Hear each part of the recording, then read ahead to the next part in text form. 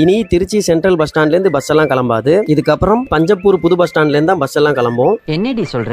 ஜூலை 16ல இருந்து Panjappur bus stand மக்களோட பயன்பாட்டுக்காக வந்துருச்சுங்க. தமிழ்நாட்டோட first AC bus stand. Bus ஸ்டாண்டுக்குள்ள போனோன்னு நல்லா குளுகுளுன்னு சூப்பரா இருந்தது. நான் ஒரு 3 days கழிச்சு தான் போயிருந்தேன். நல்லா நீட்டா கிளீனா மெயின்டைன் பண்ணிருந்தாங்க. இந்த பஸ் ஸ்டாண்ட்ல கீழே வெளியூர் போற பஸ்ஸஸ் எல்லாம் இருக்கும், மேல டவுன் பஸ்ஸஸ் எல்லாம் இருக்கும். நீங்க திருச்சில இருந்து வெளியூருக்கு டிராவல் பண்றீங்கன்னா ஒரு 1/2 hour முன்னாடியே வந்துருங்க. ஏன்னா பஸ் ஸ்டாண்ட் பெருசுங்க. உங்க ஊர் பஸ் எந்த பிளாட்ஃபார்ம்ல இருக்குன்னு பார்த்து ஏறுறதுக்கு கரெக்டா இருக்கும். அதே மாதிரி பஸ்ஸோட ஃபேர்ஸ்லாம் கொஞ்சம் கொஞ்சம் ஏத்திருக்காங்க. அதெல்லாம் டிராவல் பண்ணி பார்த்துட்டு எவ்வளவு ஏத்திருக்காங்கன்னு சொல்றேன். இந்த புது பஸ் ஸ்டாண்டை பத்தி நீங்க என்ன நினைக்கிறீங்க? உங்களோட கருத்தை கமெண்ட்ல சொல்லுங்க.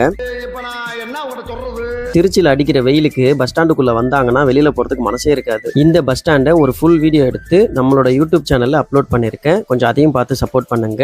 இன்னும் நம்ம பேஜை ஃபாலோ பண்ணாதவங்க ஃபாலோ பண்ணி வச்சுக்கோங்க. பஞ்சப்பூர்ல இருந்து அடுத்து எங்க போறேன்றதை அடுத்த வீடியோல பார்ப்போம். இது வெறும் வீடியோ இல்லைங்க, இன்ஃபர்மேஷன் இஸ் வெல்த்.